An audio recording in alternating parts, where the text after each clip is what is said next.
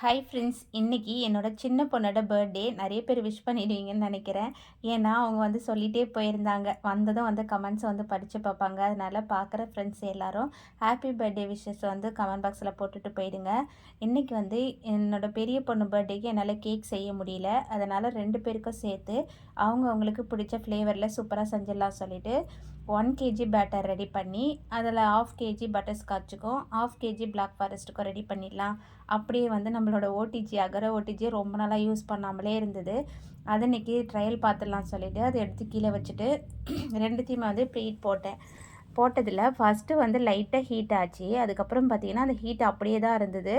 அந்த கீழே இருக்கும் இல்லையா பாக்ஸ், அது டைமர் செட் பண்ணுவோம் இல்லையா, அது வந்து சுத்தமாக வந்து ஆஃப் ஆகவே இல்லை. அதுலேயே வந்து அப்படியே நின்று போச்சு. வேறு வழி இல்லை. 2த்தையுமே எடுத்து என்னோடய எப்போவுமே பேக் பண்ணுற ஓவனில் வச்சுட்டேன். அதுக்கப்புறம் ஒரு 10 நிமிஷம் கேப் விட்டுட்டு திரும்ப ஆன் பண்ணால் அது வந்து சீக்கிரம் டைமர் வந்து ஆஃப் ஆகிடுச்சு. அதேமாரி ஹீட் ஆகிடுச்சு. இதை நம்பி நம்பி ஏமாந்து போகிறேன்னா என்னன்னே தெரியல. நீங்கள் எப்படி இந்த அகர ஓடிஜி உங்களுக்கு சூப்பராக ஒர்க் ஆகுதா இல்லையான்றது கீழே கமெண்ட் பாக்ஸில் கூட என் கூட ஷேர் பண்ணிக்கோங்க. அதுக்கப்புறம் இதில் முக்கால்வாசி பேக் ஆகினா வெனிலா ஸ்பாஞ்ச் எடுத்து வச்சு பேக் பண்ணால் பேக் ஆகிடுச்சு. ஆனால் என்னென்னா டாப் லேயர் வந்து ரொம்ப ஹார்ட் ஆகிடுச்சு. அது ஒன்றும் பிரச்சனை இல்லை. நம்ம டீ கேக்காக கூட சாப்பிட்டுக்கலாம். ரொம்ப சூப்பராக தான் இருக்கும்.